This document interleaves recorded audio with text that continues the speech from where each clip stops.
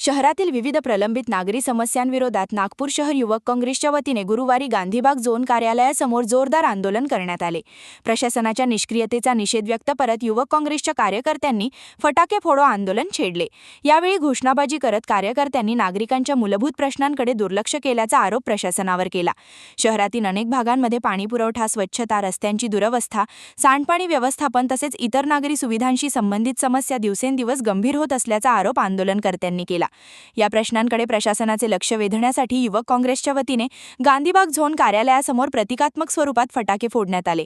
आंदोलनादरम्यान कार्यकर्त्यांनी प्रशासनाविरोधात जोरदार घोषणाबाजी केली, त्यामुळे काही काळ परिसरात आंदोलनाचे वातावरण निर्माण झाले होते।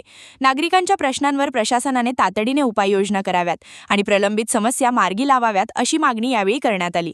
आंदोलनाची तीव्रता वाढण्याची शक्यता लक्षात घेऊन घटनास्थळी मोठ्या प्रमाणात पोलीस बंदोबस्त तैनात करण्यात आला होता। कायदा व सुव्यवस्था अबाधित राखण्यासाठी पोलिसांनी आंदोलनकर्त्यांना रोखण्याचा प्रयत्न केला।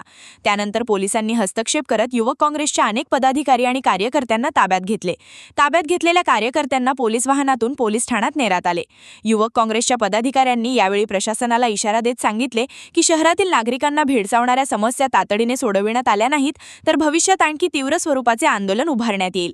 नागरिकांच्या मूलभूत हक्कांसाठी युवक काँग्रेसचा लढा सुरूच राहणार असल्याचे त्यांनी स्पष्ट केले। दरम्यान या आंदोलनाची शहराच्या राजकीय वर्तुळात मोठी चर्चा रंगली असून युवक काँग्रेसने उपस्थित केलेल्या प्रश्नांवर प्रशासन कोणती भूमिका घेते आणि नागरिकांच्या समस्यांबाबत कोणत्या उपाययोजना करते याकडे आता सर्वांचे लक्ष लागले आहे। कॅमेरामॅन सचिनसह सनी भोंगाडे, शंखनाद न्यूज, नागपूर। क्या हुआ बहू? माँ, पाइल्स की बहुत तकलीफ हो रही है। तो तुम गुदरोग सर्जन के पास क्यों नहीं गई?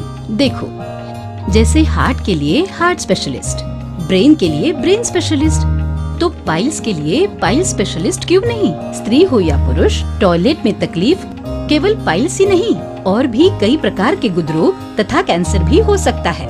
इसीलिए इसकी प्रत्यक्ष जांच जरूरी है। ठीक है माँ, पर जांच के लिए हम जाएंगे कहाँ? वही काले आयुर्वेदिक पाइल्स हॉस्पिटल में। लेकिन माँ, प्रेगनेंसी में पाइल्स की दवाइयाँ? प्रेगनेंसी में आयुर्वेदिक दवाइयाँ सुरक्षित होती है। जनहित में जारी। काले आयुर्वेदिक पाइल्स हॉस्पिटल, औषधि चिकित्सा तथा सर्जरी ट्रीटमेंट उपलब्ध। हमारा पता उमरेड रोड, दिघौरी बस स्टॉप के पास, नागपुर। अधिक जानकारी के लिए वेबसाइट पर जाएं kalepileshhospital.com।